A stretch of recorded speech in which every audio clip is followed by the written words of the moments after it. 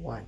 Hi, this is Dr. Roger D.C, your health and wellness expert and chiropractor, talking today about one of the exercises that has been proven effective for reducing back pain. So this is out of the work of Dr. Malik Slosberg, researcher in the chiropractic profession. Along with other studies, they were able to determine that people who get chiropractic care, along with core strengthening exercises, like the ones I'm about to show you, are two-thirds of them are pain-free within 7 weeks.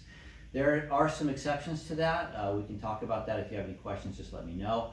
But what I want to do is I want to show you how to use this ball right here to do a very effective core strengthening exercise that will support your spine along with your adjustments.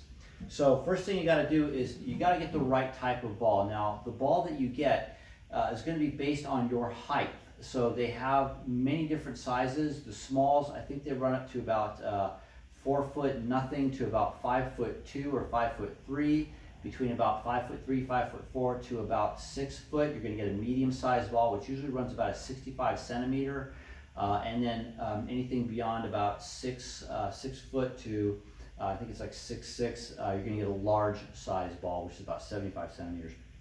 Now, when you get your ball, blow it up. And keep in mind, too, that there are different qualities of the ball. You can go totally cheap, somewhere around 10, 11 bucks on the cheap side of it. Those balls tend to burst a little easier. They're not as thick, so if it rolls into, like, let's say a rose bush, or you keep it outside in the summertime and it starts to expand, they can pop. Also, if there's a little weakened area in the ball and you sit on it or you're doing your exercises, it can pop and drop you right to the floor. Good quality ball you can spend upward around $35 to $40 on. Those are usually burst resistant and they can support about 1,000 pounds. That's where the cost difference comes in. Now, buy your ball, blow it up. When you blow it up, you're going to size it by sitting on the ball.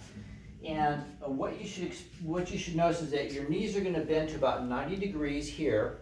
And then your torso to your hip is going to be 90 degrees. So this ball is a little short for me. You can see I sag down a little bit, but you want your ball to come up so you're 90-90. That's the right size. Now, when you blow the ball up, let that thing roll around for a while. What's going to happen is that the ball is going to hunt for a certain spot where it will stop rolling. When it stops rolling, put a little dot or an X on the very top of the ball.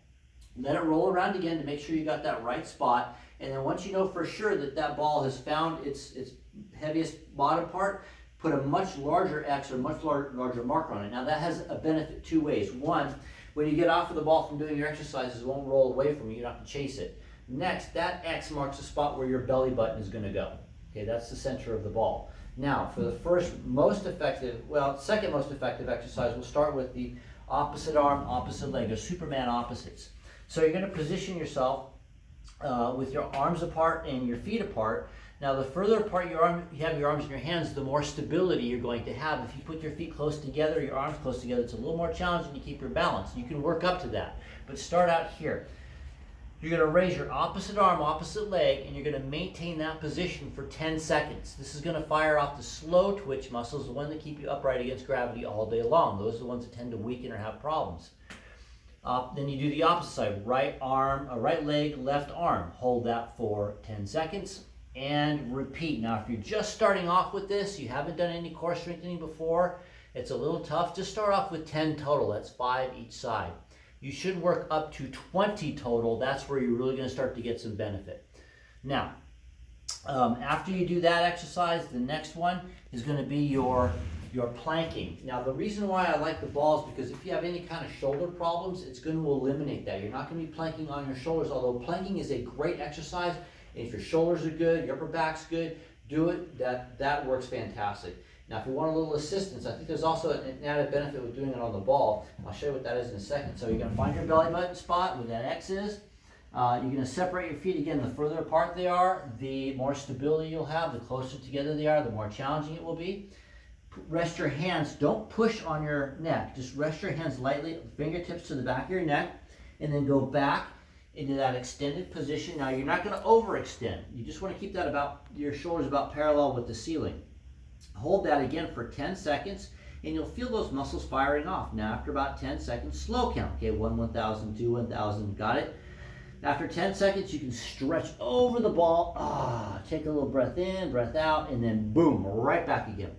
one 1,000, two 1,000, all the way to 10. After your 10 seconds, stretch it again, and you alternate that for 10 times total. Now, if it gets really easy for you, you can increase the time or the number of repetitions. That's your core strengthening. I like working on the back core here first before you start working on any of the ab stuff. So that's your exercise. Dr. Roger DeCessa helping you protect your most valuable asset, your good health.